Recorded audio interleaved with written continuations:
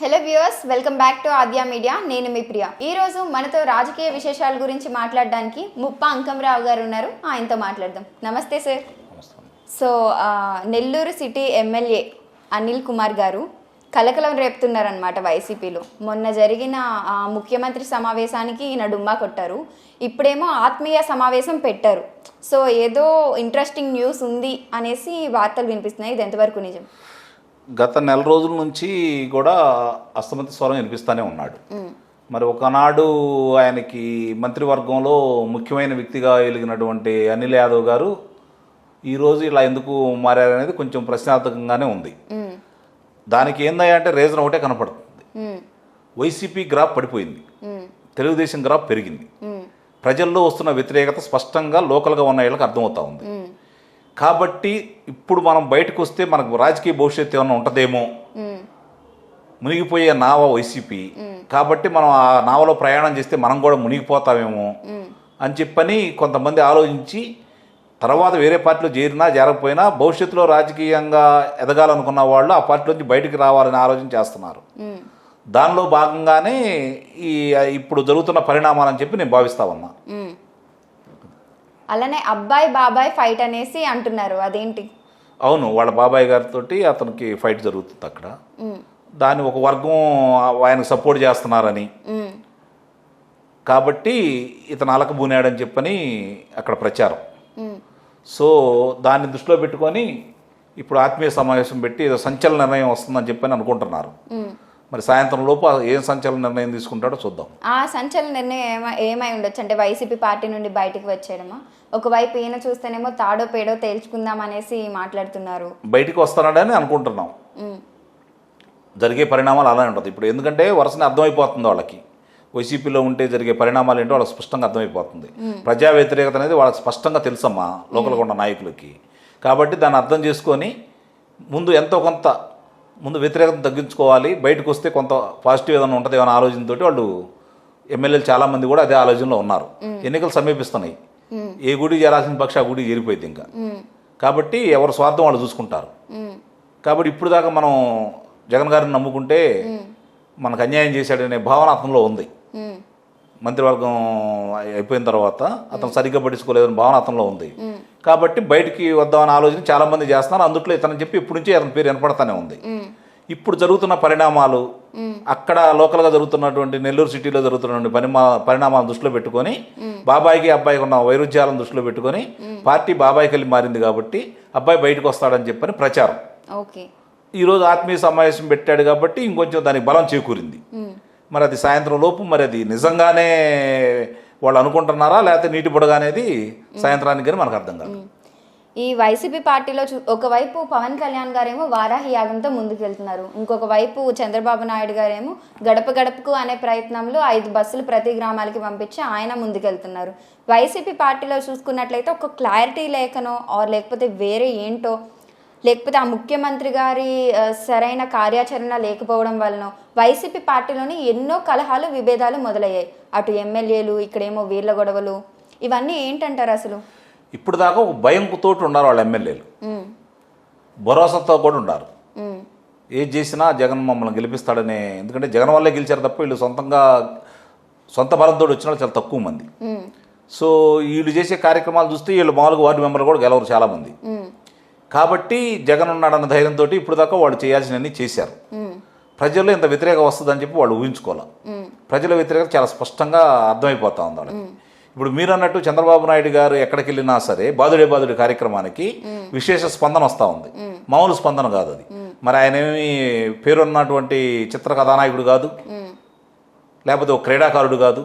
మరి వాళ్ళ కొత్తగా చూడాల్సిన అవసరమే లేదు ఆయన్ని. గత 40 సంవత్సరాల నుంచి ఆంధ్ర రాష్ట్ర ప్రజలకు ఆయన తెలుసు. అలాగే 1995 నుంచి ముఖ్యమంత్రిగా ఆయన ప్రస్థానం సాగింది. ప్రత్యేకంగా ఈరోజు ఆయన చూడాలని ఎగబడి రావాల్సిన అవసరం కూడా లేదు. కానీ కట్టలు తెంచుకొని వస్తున్నారు.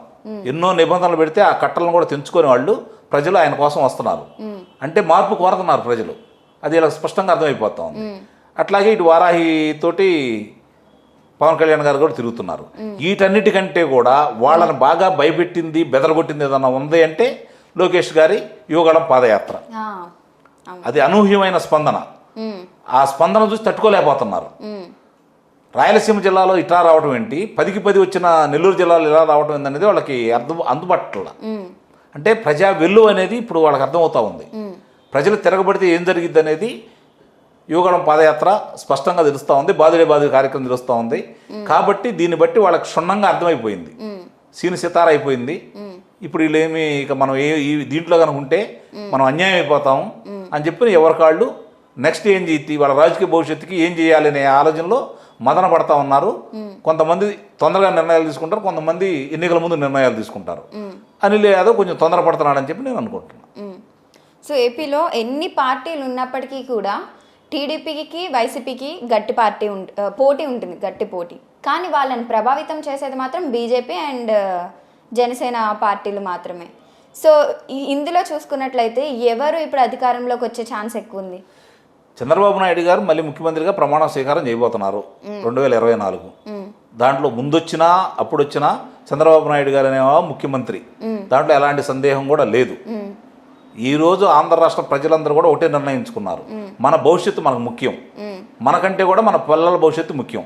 5 సంవత్సరాల కాలంలో 20 సంవత్సరాలు వెనక్కిపోయామని చెప్పి వాళ్ళకి స్పష్టంగా అర్థమైపోతుంది. ఆరోగ్యపరంగా, ఆర్థిక పరంగా ఎంత నష్టపోయామో ప్రజలందరికీ క్షుణ్ణంగా తెలిసిపోయింది. కాబట్టి దీనికి ప్రత్యామ్నాయం ఎవరు, దీన్ని ఈ యొక్క జబ్బుని నయం చేసే వ్యక్తి ఎవరు, ప్రత్యామ్నాయం కనపడుతుంది ఒకే ఒక వ్యక్తి, చంద్రబాబు నాయుడు గారు. కాబట్టి మరి తెలుగుదేశం పార్టీకి పట్టం కట్టి చంద్రబాబు నాయుడు గారిని ముఖ్యమంత్రి చేయడానికి అందరూ సన్నద్ధమై ఉన్నారు, దాంట్లో ఎలాంటి సందేహమే లేదు. అది అర్థమైంది కాబట్టి వీళ్ళు ఇన్ని నాటకాలు ఆడుతున్నారు, ఎమ్మెల్యేలు కూడా ప్రజల్లోకి వెళ్ళడానికి భయపడుతున్నారు. అది ఎవరు అధికారంలోకి వస్తారు అనే దాన్ని పక్కన పెడితే, అధికారంలోకి వచ్చిన వాళ్ళు ప్రజా సంక్షేమం కోసం ఏ 3 పథకాలను మొదటిగా అమలు చేస్తే బాగుంటుంది అని మీరు అనుకుంటున్నారు? అంటే ఇప్పుడు చంద్రబాబు నాయుడు గారు చాలా స్పష్టంగా చెప్పారు, మన మేనిఫెస్టోలో కూడా ప్రకటించారు. ఆయన ప్రకటించిన దాని ప్రకారం ఒకసారి చూసుకుంటే 2014లో లోటు బడ్జెట్లో ఉన్న రాష్ట్రానికి ఆయన ముఖ్యమంత్రి అయ్యాడు. కరెంటు లేని ఇబ్బందులు పడుతున్న దాన్ని 24 గంటలు కరెంట్ అందజేశాడు, కరెంటు లోటు లేకుండా చేశాడు. మరి ఒక్కరోజు కూడా పెంచలేదు కదా, ఒక్కసారి కూడా పెంచలేదు కదా. మరి నువ్వు ఇప్పుడు 8 సార్లు పెంచడం జరిగింది అంటే దాని అర్థం ఏంటి? ఇంకా లోటులోనే ఉంది. సంక్షేమ పథకాలు వచ్చాడు, చంద్రన్న కానుక ఇచ్చాడు, సంక్రాంతి కానుక ఇచ్చాడు, తర్వాత రంజాన్ తోఫా ఇచ్చాడు, క్రిస్టియన్లకి వాళ్ళకి మరి డిసెంబర్ 25 కానుకలు ఇవ్వడం జరిగింది. ఇవన్నీ సంక్షేమాలు చేసుకుంటూ రైతులకు ఒకేసారి 50,000 రూపాయలు తక్కువ తీసుకున్న వాళ్ళందరికీ ఒకేసారి రుణమాఫీ చేయడం జరిగింది. తర్వాత ఆయనకున్న డబ్బులను బట్టి ఇచ్చుకుంటా రావడం జరిగింది. చివరిలో ఇవ్వాలి అంటే ఆ రోజు మరి పైన కేంద్ర ప్రభుత్వం ఇక్కడ నియమించినటువంటి సిఎస్ వీళ్ళందరూ కలిసి ఎలా అన్యాయం చేశారో ప్రజలందరికీ తెలుసు. మరి అన్ని చేసిన వ్యక్తి అప్పులు తక్కువగా సంక్షేమ పథకాలు ఎక్కువగా చేసుకుంటూ ఇన్ని పథకాలు చేసుకుంటూ పోలవరాన్ని 72% పరిగెత్తించేసి రాజధాని పనులు పూర్తి చేసుకుంటూ ఆయన ముందుకెళ్తా ఉంటే ఏమీ చేయకుండా ఈరోజు 10 లక్షల కోట్ల రూపాయలు అప్పులకి ఎలా తీసుకెళ్ళావును? అది ప్రజలు అర్థం చేసుకుంటున్నారు కదా. రేపు పొద్దున ఆయన వచ్చినప్పుడు ఏం చేస్తాడు? చెప్పాడు, సంక్షేమాన్ని అభివృద్ధిని 2 సంపాళ్ళలో తీసుకెళ్ళి అభివృద్ధి ఫలాలని సంక్షేమం ద్వారా ప్రజలకు అందజేస్తాను అంటున్నాడు. చాలా స్పష్టంగా చెబుతున్నాడు. ఇంకా అంతకంటే ఇంకేం కావాలి? అది. Thank you so much sir. So చూసారు కదా, ఇది వాళ్ళ ట్రెండింగ్ న్యూస్. మరిన్ని ఇంట్రెస్టింగ్ న్యూస్తో మళ్ళీ మీ ముందుంటుంది ఆద్య మీడియా.